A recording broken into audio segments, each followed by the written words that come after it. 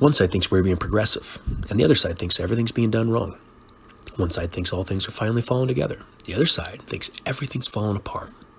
At the level of the mind, it is always going to be an either-or situation.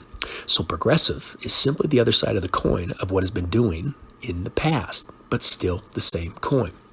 One side pushed and pushed and pushed to the extreme, getting away with as much as they could, believing they were winning and doing things quote-unquote right, while the other side finally had enough and fought back to make things more progressive. But if you think the other side will even things out and not push and push and push back to the extreme opposite side of what they think is right, then you're a fool. The pendulum swing is simply changing sides, and it will go to the furthest extreme this side thinks that they can get away with, so they believe they are winning. And guess when that pendulum will swing back? The other way. Because it will. When the first side has had enough and fights back harder and harder and harder until that pendulum comes right back to, quote-unquote, their side, where it obviously belongs.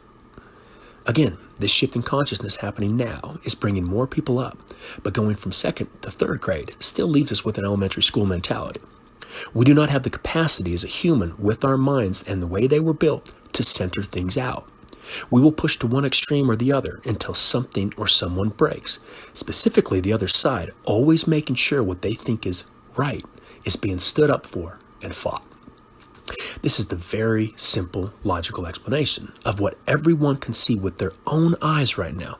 But because those eyes are polluted with one side or the other, very few will step outside and pass sides to help humanity stop being so goddamn divided and full of conflict.